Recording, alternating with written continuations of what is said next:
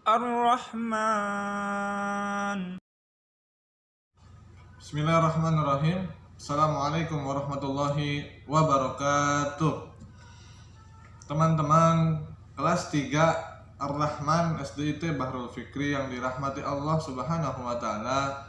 Pada video ketiga ini, Raihan akan menyampaikan materi Al-Qur'an hadis.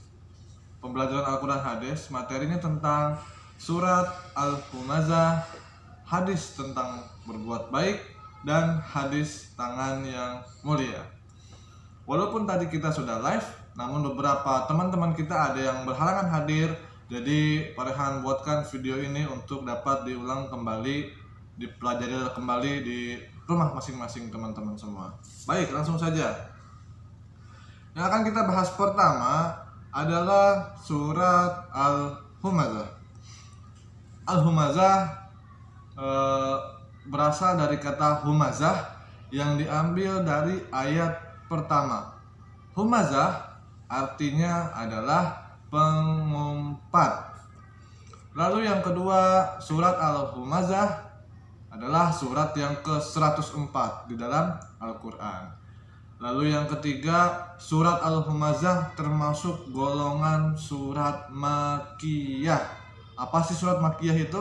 Surat Makkiyah adalah surat yang diturunkan di kota Mekah. Lalu apalagi? Surat Al-Humazah terdiri dari 9 ayat. Panjang ya, lumayan bagi teman-teman, tapi insya Allah teman-teman pada hafal semua ya. Lalu yang selanjutnya adalah surat Al-Humazah ini menjelaskan tentang ancaman Allah kepada para pencela, para penghina orang lain, dan para yang suka berkata-kata buruk atau kotor kepada orang lain. Itu pengertian tentang surat Al-Humazah. Lalu Bapak akan bacakan surat Al-Humazah ayat 1 sampai 9. Bismillahirrahmanirrahim. Wailul likulli humazatil lumazah alladzi jama'a malan wa 'addadah yahsabu anna malahu akhladah kalla la yunbadanna fil hutamah wa ma adraka mal hutamah narullahil muqadah allati tattali'u 'alal af'idah innaha 'alaihim mu'sadah fi 'amadin mumaddadah. Nah, teman-teman, itu 9 ayat surat Al-Humazah. Teman-teman hafalkan di rumah ya. Sekarang akan kita artikan surat Al-Humazah per ayat sambil kita bahas sedikit-sedikit teman-teman ya. Mulai dari ayat pertama. Wailul likulli humazatil lumazah. Celakalah bagi setiap pengumpat dan pencela. Maksudnya bagi setiap orang yang suka mengumpat dan mencela bahwa mereka akan celaka. Ayat kedua, alladzi jama'a malan wa 'addadah, yang mengumpulkan harta dan menghitung-hitungnya. Jadi maksudnya selain mereka para pencela dan pengumpat, orang yang suka menghitung-hitung hartanya dan mengumpulkan hartanya di dunia, mereka juga akan celaka. Lalu ayat ketiga, yahsabu anna malahu akhladah. Dianya siapa?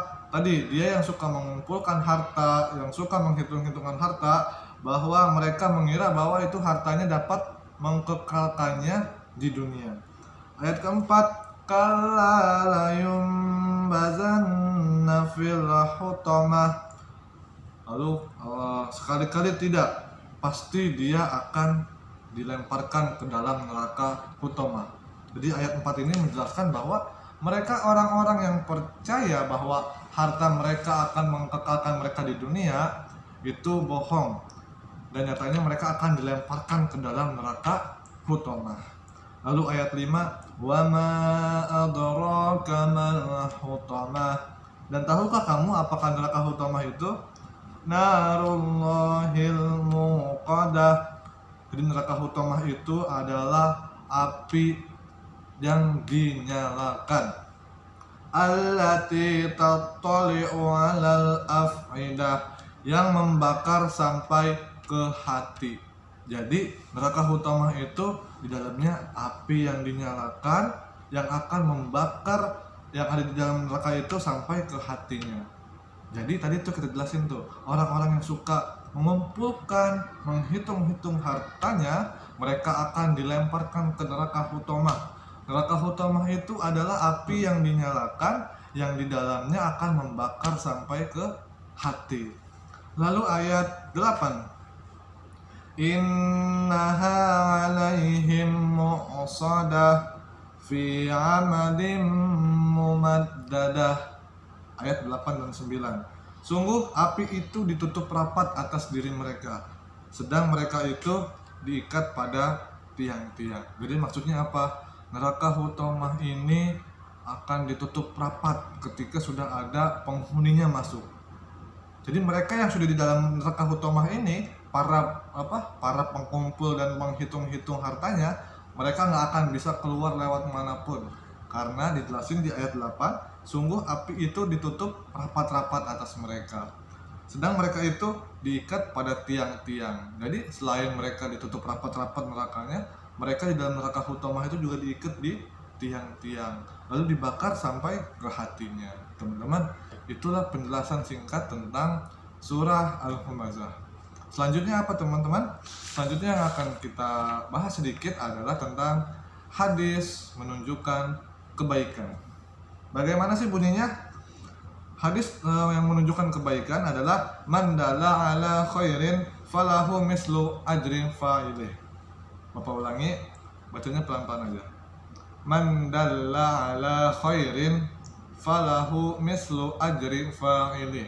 Yang artinya barang siapa menunjukkan kebaikan, ingat ya, menunjukkan kebaikan, maka mereka berhak pahala sesuai apa yang dikerjakan orang.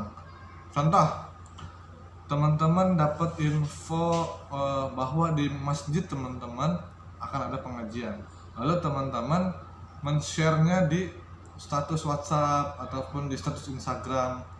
Lalu ternyata ada temannya teman-teman melihat dan datang ke pengajian tersebut, maka teman-teman sudah dapat pahala dari temannya teman-teman yang hadir ke pengajian.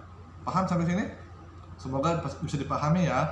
Lalu hadis yang kedua yang akan kita bahas adalah hadis tentang tangan yang mulia, yang bunyinya al-yadul ulya khairun minal yadis sufla.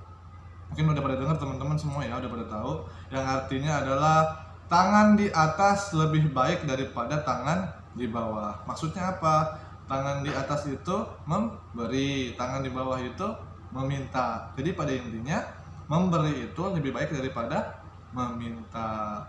Bukan begini ya, mentang-mentang tangan di atas lebih baik, jadi kamu minta tapi tangannya di atas. Salah, itu nggak benar, itu keliru ya. Yang benar adalah memberi lebih baik daripada meminta. Baik teman-teman, itulah pembahasan singkat tentang Al-Humazah, surat Al-Humazah, hadis menunjukkan kebaikan, dan hadis tentang tangan yang mulia. Bapak rasa cukup video kali ini, semoga bisa dipahami. Mohon maaf atas segala kekurangan, atas segala kekeliruan. Akhirul kalam, wassalamualaikum warahmatullahi wabarakatuh.